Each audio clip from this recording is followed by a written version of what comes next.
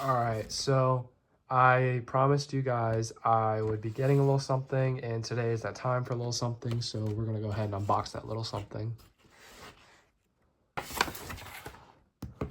So in here, we have a bumper just for now, but we have the iPhone Air.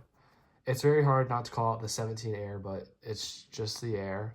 But we're gonna go ahead and unbox it for you guys on here, on camera, for everyone to see. But let's start off with the bumper first. This is not going to be my permanent main phone. I'm just going to main it for a little over a week, just to try it out, just because I can. Here we go.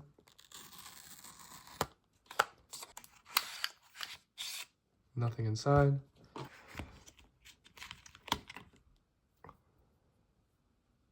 Apple hasn't had a bumper case since like the iPhone 4 for antenna gate, but this is the latest one. So let's go ahead and open up the real deal, since that's what this video is all about. Mind my voice, y'all. I'm kind of sick, but here we go.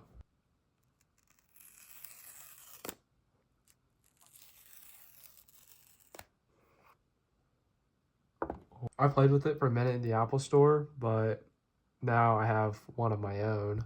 Alrighty. Kind of weird how it's face up because most iPhones are face back. Look at how thin that is. The videos don't actually do it justice until you have one of your own. And you got USB-C to USB-C cable. Not going to be opening it because I'm not keeping this phone. And some basic documentation. Alrighty, so let's pull off the plastic.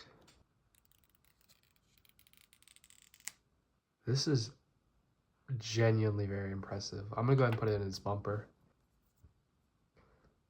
It's very clean. No camera protection whatsoever. Put this all away and all right, put all this stuff back. We're gonna get it again in a couple days, but here we are for now. This is so impressively thin, but let's go ahead and turn it on. It's so light too, which is weird because it's a big phone. Oh. Kind of hurts to set this down on a table because it's not a real case. We're going to be using my 16 Pro Max to set up because this is my new, or this is my old phone, and this is my new phone. I'm just setting it down on a screen protector thing because the back's exposed and I want to lie it down so I can set it up. So let's try this again. All right, just doing some transfer stuff. All right, so we got the phone. Apps and data will restore. I'll watch this.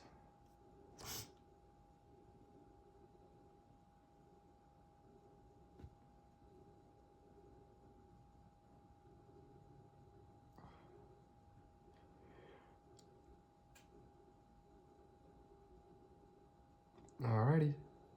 I will put the default wallpaper on here. Alright, y'all, so I figured I'd do a quick dive into the software of this phone. So you're running iOS 26. Everybody can get iOS 26 if you got an iPhone 11 or newer. But I set the default wallpaper, which has this cool always on dark wallpaper. And I like that personally. But one of the biggest things about iOS 26 is you have a new camera app, which I personally hate. I hate it so much. I know people are praising it or whatever. I hate everything about it. It looks cheap. I feel like they're taking away settings, and I feel like there's no actual need for it to be revised. But that's just me. And I hope that all the companies for all these apps start refreshing their icon. But if there's one thing that I'm not very happy about, is Snapchat, because they are always so stinking petty with their app icon because they took away dark mode on their app icon because it's a premium feature. And I don't like how Snapchat is being so stinking greedy. But you got some new apps. So real quick, I'm going to do a speaker comparison between the Air and the 16 Pro Max on Apple Insight's latest video. So we're going to go ahead and compare the Air real quick. And they're on the same 7 notches of volume. So this is my Apple Watch, the one that I've been wearing on my wrist for the past year and a half. And clearly, as you can tell, it's been through some things. 16 Pro Max. So this is my Apple Watch. The one that I've been wearing on my wrist for the past year and a half. And clearly, as you can tell, it's been through some things. I got this watch as a Christmas. I don't know how obvious it is on video because I'm filming on an iPhone 14 for this video because this is usually my camera, but I had to put this in the video today. But I don't know how obvious it is on camera, but the 16 speakers are significantly better. And even when you're listening in vertical orientation, it just sounds like there's something missing when you're listening to stuff out of the speaker on here, because usually you have that bottom fire speaker. And although it doesn't really seem like it does much, it actually does a lot. So that's one really big drawback for the Air versus every other iPhone in the last 10 years. Because this is the first iPhone in 10 years not to have at least 2 speakers. And I'm not going to call this a drawback, but during setup, the plateau, as Apple likes to call it, got pretty hot. I'll just call it a dynamic something up here. But it got pretty hot during setup, but it's okay. It still works. Nothing's wrong with it. But that's just the software side and some downsides so far. But yeah. All right, so you guys may notice, it's very hard not to notice, but there's a handful of devices on here. We got some old stuff, some new stuff, but we got a super, super thin iPhone Air. I really want to call it the 17 Air, but it's not. We got the 16 Pro Max, a 6, an iPod, and the iPhone 16e. So we're going to go ahead and compare the thinness to a couple of other things, a couple of these. So yeah. So we'll start off with the 16 Pro Max because that's my previous phone, but this is an insane difference, like night and day. And let's compare it to the 16e, which is its most similar counterpart, which is kind of weird, but I'm going to be doing a separate video comparing more since they're kind of the most similar to each other in the lineup, but there's a decent thickness difference. Pretty noticeable. And we'll compare it to the iPhone 6. So that's the thinnest iPhone that isn't the Air. So actually comparing it, it's really not like too noticeable of a difference, honestly. You can notice the 6 is just a tad thicker. It's about a little over a millimeter thicker, but the design, like the 6 has more, it's a little more roundy, so you could tell that that's got that thing going on. This has got some roundness, but not as much.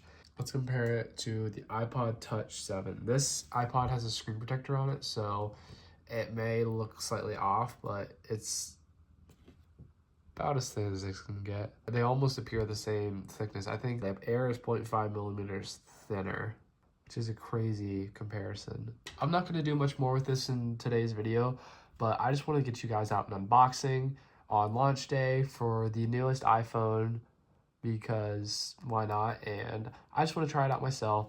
I'm not going to make a follow-up video on this, but I am going to make a separate video comparing it to the 16e since they're the most similar in the lineup right now. But for now, thank you guys for watching. Comment, like, subscribe, maybe check out some other videos. And also, on my community post, I said that my videos are going to be delayed for a little bit.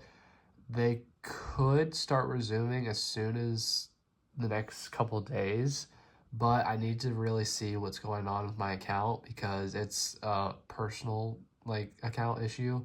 So we're gonna see how that goes. This one will be out today. Next couple videos will be out in the next couple weeks. Thanks again, guys, for watching. Comment, like, subscribe. Thank you for watching, and peace.